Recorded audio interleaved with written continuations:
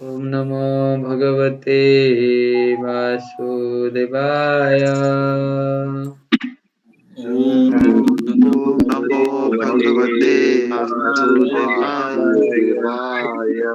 ओम नमो भगवते वासुदेवाय। ओम नमो भगवते वासुदेवाय। ओम नमो भगवते वासुदेवाय। ओम नमो भगवते वासुदेवाय।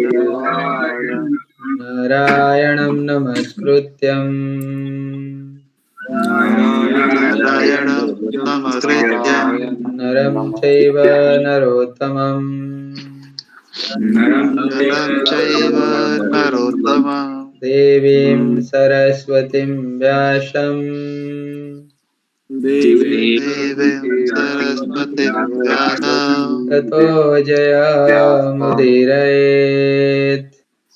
ततो जयामुदीरये। नष्टप्रायेषु अभद्रेषु नष्टप्रायेषु अभद्रेषु नित्यं भागवत सेवया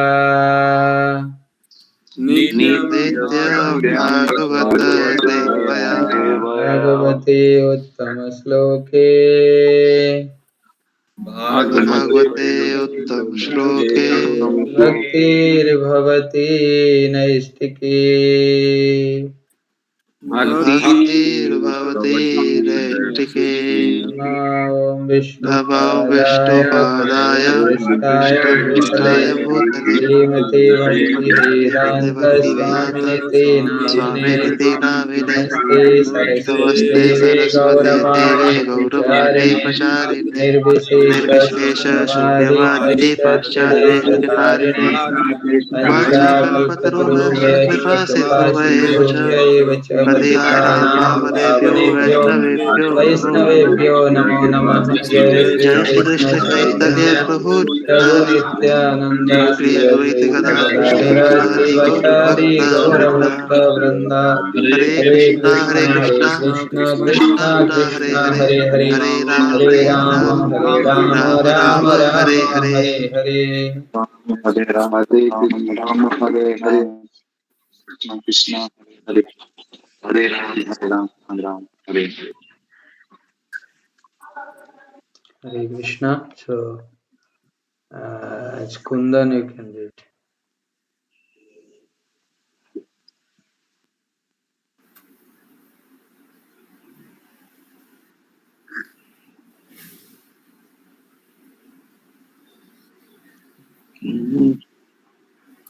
हरे कृष्णा सर। अर्जुन उवाच अर्जुनोवाच अथा केन प्रयुक्तोऽयम् अथ केन प्रयुक्तोऽयम् पापं चरति पुरुषः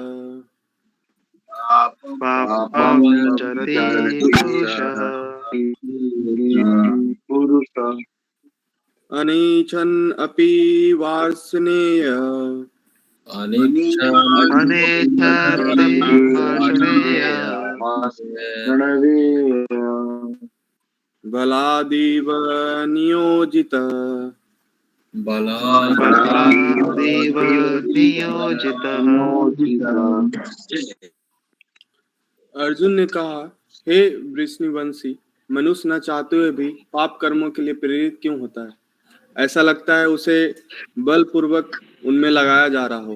तात्पर्य, जीव आत्मा परमेश्वर का अंश होने के कारण मूलतः आध्यात्मिक, शुद्ध एवं समस्त भौतिक कल्मशों से मुक्त रहता है। फलतः स्वभाव से वह भौतिक जगत के पापों में प्रवृत्त नहीं होता, किंतु जब वह माया के संसर्ग में आता है तो वह बिना झिझक के और कभी कभी इच्छा के विरुद्ध भी अनेक प्रकार से पाप कर्म करता है। अतः कृष्ण से अर्जुन का प्रश्न अत्यंत प्रत्याशापूर्ण है कि जीवों की प्रकृति विकृति क्यों हो जाती है। यद्यपि कभी यद्यपि कभी कभी जीव कोई पाप नहीं करना चाहता, किंतु उसे ऐसा करने के लिए बाध्य होना पड़ता है। किंतु ये पाप कर्म अंतर्यामी परमात्मा द्वारा प्रेरित नहीं होते, अपितु अन्य कारण से होते हैं, जैसा कि भगवान अगले श्लोक में बताते हैं। Hare Krishna sir. Hare Krishna Kundan, thank you, very beautiful.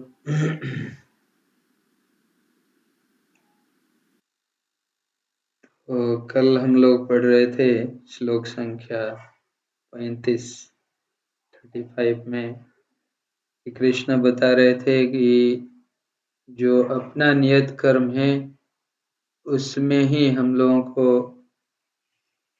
लगे रहना चाहिए, उसी को ही करना चाहिए शास्त्रानुसार, जब तक हम लोग भौतिक स्तर पर हैं। जब तक भौतिक स्तर से ऊपर उठेंगे फिर हम लोग जो भी कर्म हम लोगों को, कोई भी दूसरे का कर्म भी हम लोग कर सकते हैं, लेकिन जब तक हम लोग भौतिक स्तर पर हैं तब तक अपने गुण के अनुसार अपने नियत कर्म में लगे रहना चाहिए और शास्त्रानुसार, शास्त्रों के हिसाब से। तो आज फिर अर्जुन, उनको थोड़ा और डाउट हुआ तो अर्जुन पूछने लगे, हाँ, बोले कि हे वृष्णिवंशी, कृष्ण वृष्णिवंशी हैं क्योंकि वृष्णि फैमिली में जन्म लिए थे। मनुष्य न चाहते हुए भी पाप कर्म के लिए प्रेरित क्यों होता है? ऐसा लगता है कि उसे बलपूर्वक उनमें लगाया जा रहा है। बहुत ही इम्पोर्टेंट क्वेश्चन है। कई बार हम लोग भी अपने आप से पूछते हैं, जब कभी हमसे लोगों से पाप कर्म हो जाता है, हम लोग भी पूछते हैं, हम लोग नहीं चाहते थे ये करने के लिए फिर भी कर दिए, ये क्यों होता है ना? ये बढ़िया, बहुत सुंदर क्वेश्चन है। आगे कृष्णा इसके आंसर देंगे, हम लोग आगे पढ़ेंगे। तो प्रभुपद बता रहे हैं कि जीवात्मा परमेश्वर का अंश होने के कारण मूलतः आध्यात्मिक, शुद्ध एवं समस्त भौतिक कलमोशों से मुक्त रहता है। तो हम लोग जो हैं जीवात्मा, सारे हम लोग भगवान के अंश हैं, कृष्ण के अंश हैं। तो कृष्ण सच्चिदानंद, घन सच्चिदानंद है। कृष्ण, उनका नाम, उनका गुण, उनका रूप सब सच्चिदानंद है। तो कृष्ण के अंश होने के कारण हम लोग भी सच्चिदानंद है, क्योंकि हम लोग कृष्ण के अंश हैं। तो इसलिए हम लोग भी शुद्ध हैं, प्योर हैं, लेकिन फिर भी भौतिक कलमोशों से मुक्त नहीं रहते हैं। ये क्यों होता है? प्रभुपाद एग्जाम्पल देते हैं, जैसे रेन वाटर है। रेन वाटर जब तक पृथ्वी में, जब तक अर्थ को टच नहीं किया तब तक क्लीन है, प्योर रहता है। जैसे ही वो अर्थ को टच करता है तब फिर वो इम्प्योर हो जाता है, मडी हो जाता है, मड उसमें ऐड हो जाता है। तो जीवों के साथ भी यही होता है। जीव पूर्णतः अपने जो नेचुरल पोजीशन है, कॉन्स्टिट्यूशनल पोजीशन, उसमें वो प्योर है, शुद्ध है। लेकिन जैसे ही वो प्रकृति के गुणों के संग आता है, 3 गुणों के संस्पर्श में आता है, वैसे ही उसका जो चेतना है वो अशुद्धि हो जाता है। तो इसलिए कारणम गुण संगस्य सत असत योनि जन्मेषु जन्मशु। तो इसलिए सारा कारण क्या है? हमारा एसोसिएशन, हमारा संग। हाँ, जैसे संग वैसे ही रंग। हम लोगों का जैसे संग होगा वैसे ही हम लोगों का बाहर से हम लोग देख पाएंगे, हमारा प्रकृति भी वैसे ही होगा। तो इसलिए हम लोगों को संग बहुत जरूरी है, एसोसिएशन, क्योंकि जब हम मटेरियल भौतिक स्तर पर आते हैं तो फिर प्रकृति के अधीन हम लोग हो जाते हैं। प्रकृति के 3 गुण हम लोग उनके अंदर ही हम लोग काम करते हैं, क्योंकि हमारा चेतना जो है वो डिफरेंट प्रकृति के गुणों के संग में आकर वो अशुद्ध हो जाता है। तो फलतः स्वभाव से वो भौतिक जगत के पापों में प्रवृत्त नहीं होता। जीव एक्जीव का जो नेचुरल पोजीशन है वो पाप में निवृत्त नहीं है, पाप में एक्चुअली वो प्रवृत्त नहीं होता। किंतु जब वो माया के संसर्ग में आता है तो वो बिना झिझक के और कभी-कभी इच्छा के विरुद्ध भी अनेक प्रकार से पाप कर्म करता है। जैसे हम लोगों को माया कवर कर लेता है तो माया के संस्पर्श में जैसे हम लोग भौतिक स्तर पर आ जाते हैं तो वैसे ही हमारा चेतना अशुद्धि हो जाता है। तो वैसे ही हम लोग फिर विभिन्न प्रकार के पाप कर्म में लग जाते हैं। और ये पाप कर्म का मूल कारण कुछ समय हम लोग जानते हैं, प्रभुपाद बताते हैं उनके लेक्चर में कि इसका कारण होता है, एक प्रारब्ध होता है और दूसरा होता है अज्ञानता। अज्ञानता के वजह से हम लोग भी पाप कर्म करते हैं, जब तक हम लोगों को सही गुरु से ज्ञान की प्राप्ति नहीं हो, प्रामाणिक गुरु से। और दूसरा है हम लोगों का प्रारब्ध। कभी-कभी प्रारब्ध ऐसे हम लोग पिछले जन्म में ऐसे कर्म किए होते हैं, वो भी हम लोगों को फोर्स करता है पाप कर्म में लिप्त रहने के लिए। तो डिफरेंट गुण जो होता है, प्रकृति के 3 गुण, सत्व गुण, रजोगुण, तमोगुण के प्रभाव से हम लोग फिर पाप कर्म में लिप्त रहते हैं। फिर आगे कृष्ण बताएंगे, हम लोग पढ़ेंगे। तो अतः कृष्ण से अर्जुन का प्रश्न अत्यंत प्रत्याशापूर्ण है कि जीवों की प्रकृति विकृत क्यों हो जाती है। यद्यपि कभी-कभी जीव कोई पाप नहीं करना चाहता, किंतु उसे ऐसा करने के लिए बाध्य होना पड़ता है। किंतु ये पाप कर्म अंतर्यामी परमात्मा द्वारा प्रेरित नहीं होते, अपितु अन्य कारण से होते हैं, जैसा कि भगवान अगले श्लोक में बताएंगे। हम लोग कभी-कभी भगवान को भी दोष दे देते हैं। हम लोग करते हैं पाप खुद अपने इच्छा के अनुसार, लेकिन बोलते हैं अरे भगवान तो सब कराते हैं, कृष्ण सब कराते हैं, तो मेरे से क्यों पाप करा दिए। एक्चुअली कृष्ण ही सब सैंक्शन करते हैं, लेकिन कृष्ण पाप कभी नहीं चाहेंगे कि उनका बेटा बेटी कभी पाप करे, अपने संतान कभी पाप करे। कोई भी बाप हो, कोई भी पिता हो, अपने बेटा को कभी नहीं चाहेगा कि वो गलत रास्ते पे जाए, अगर पिता अगर सही रास्ते पे है। तो कृष्ण भी कभी नहीं चाहते कोई जीव गलत रास्ते पे जाए, लेकिन हम लोगों का जो इच्छा है वो प्रेरित करता है। फिर प्रकृति के 3 गुण के अधीन में हम लोग काम करने लगते हैं, कर्म करने लगते हैं। तो हमारी इच्छा जो है वो शुद्ध होनी चाहिए। तो इच्छा शक्ति हमारा कहाँ से आता है? चेतना से आता है। हमारा चेतना कैसे है? हमारा चेतना जब तक शुद्ध नहीं है तो हमारा इच्छा भी शुद्ध नहीं होगा।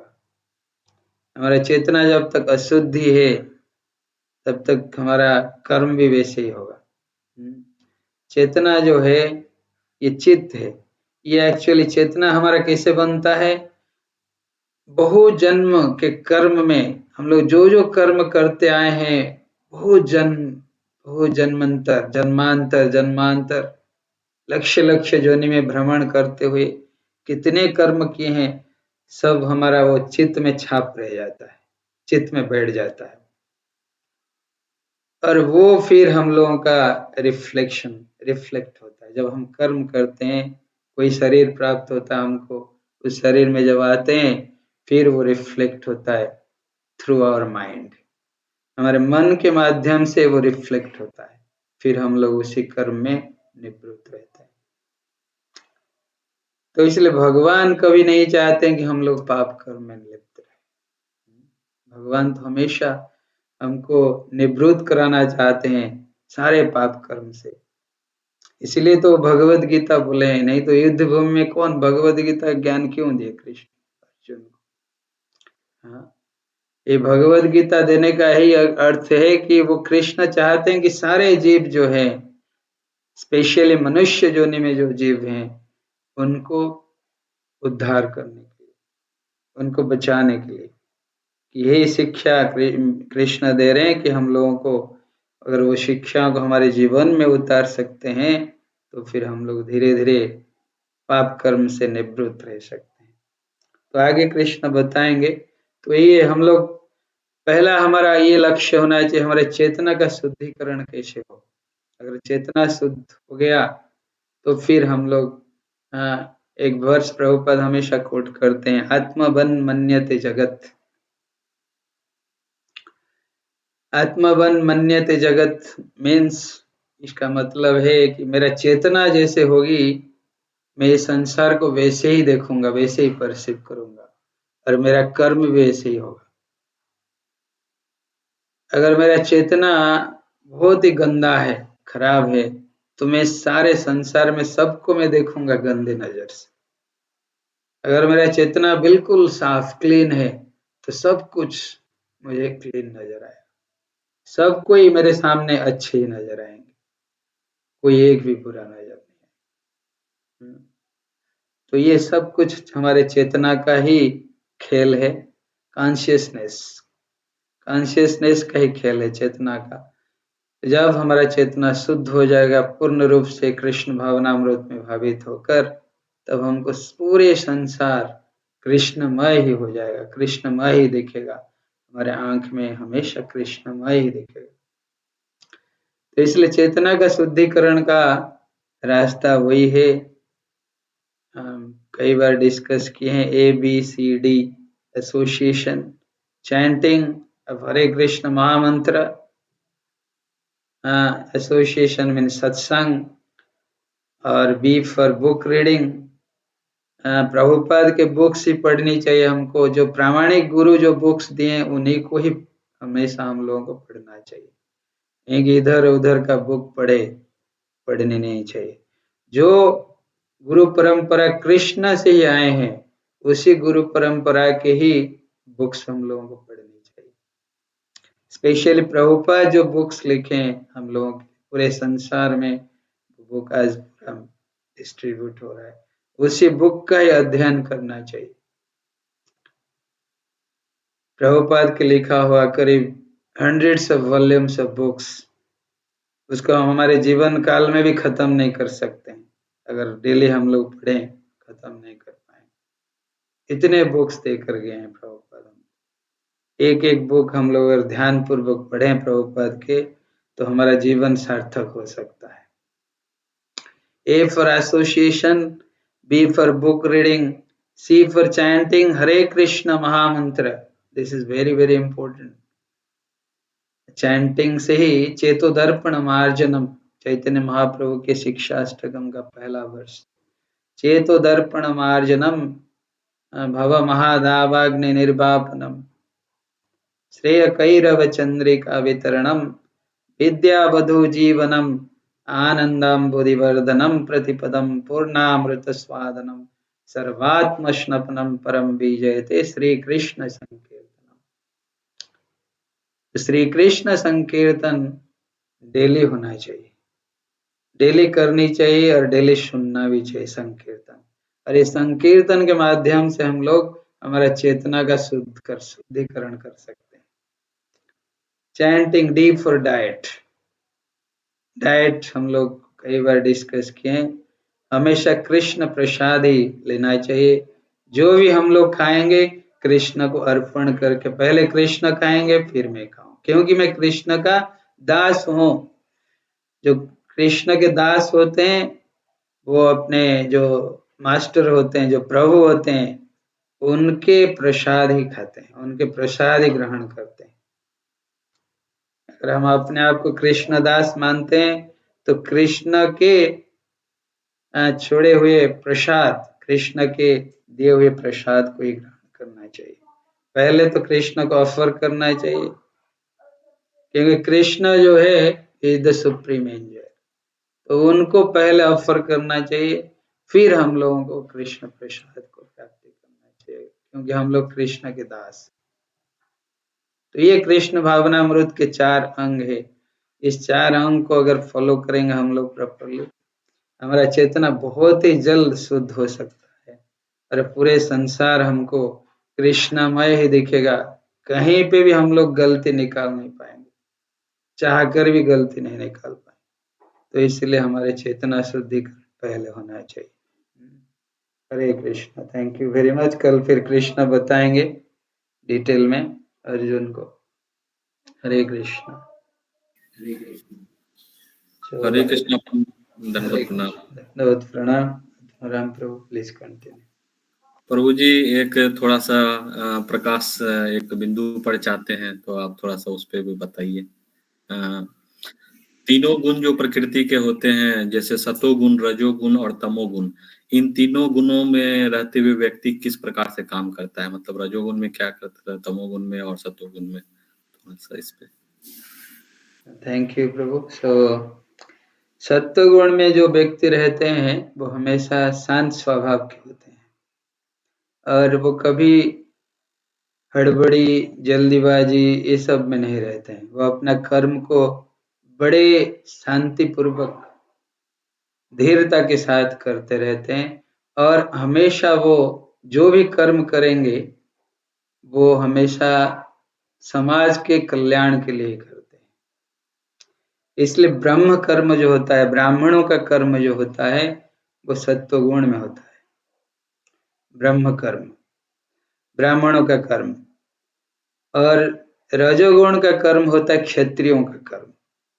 हमेशा वो ये रहते हैं पैशनेट मूड में, लेकिन वो भी समाज कल्याण के लिए काम करते हैं, लेकिन उनका मूड जो होता है पैशन मूड में रहता है। वैसे ही वैश्यों का मिक्स्ड मूड रहता है रजोगुण और तमोगुण में। बिजनेस क्लास, गोरक्षा, वाणिज्य जो करते हैं, कृषि करते हैं, तो इनके अंदर दोनों गुण रहता है।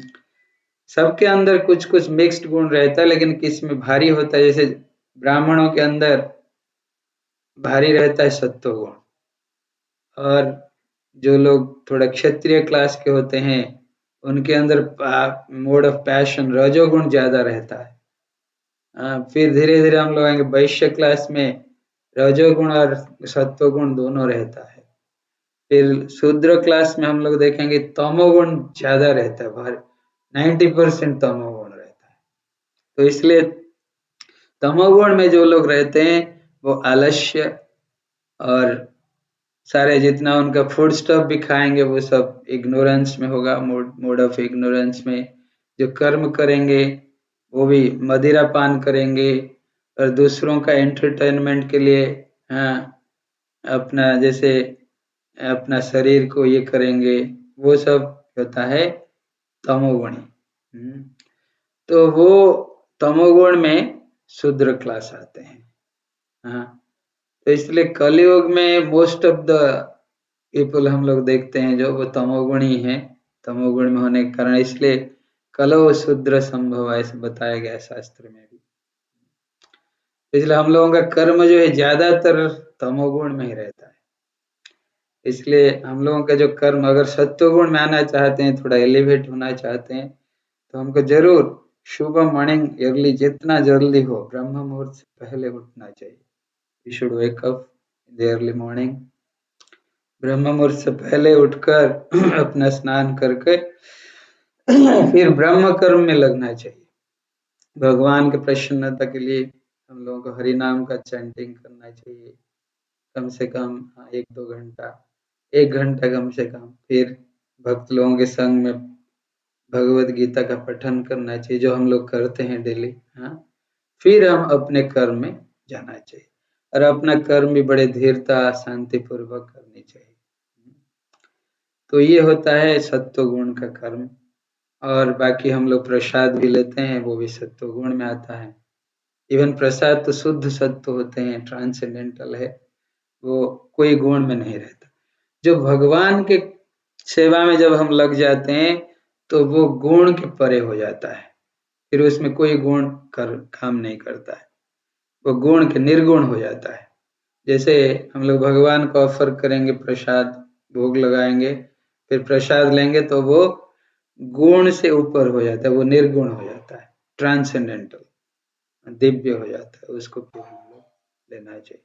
कोई भी चीज हम लोग भगवान के लिए करते हैं, कोई भी सेवा, वो फिर अगर हम लोग इवन पैशनेट मूड में भी भगवान की सेवा करते हैं, वो गुण से ऊपर होता है, कोई गुण उसमें काम नहीं करता। जैसे अर्जुन युद्ध में युद्ध किए कृष्ण के प्रसन्नता के लिए, लेकिन वो तो कर रहे थे मोड ऑफ पैशन में, लेकिन वो जो कर रहे थे कृष्ण की सेवा के लिए, कृष्ण के जस्ट निमित्त बनकर कर रहे थे, तो इसलिए वो क्या हो गया उनके लिए, वो सेवा हो गया, कृष्ण सेवा, तो इसलिए वो निर्गुण हो गया, उसमें कोई पाप नहीं लगा। तो इसलिए हर काम अगर हम कृष्ण के सेवा में लगा सकते हैं तो फिर कभी भी उसमें पाप छू ही नहीं सकता, कोई पाप नहीं हो सकता, तो वो निर्गुण हो जाता।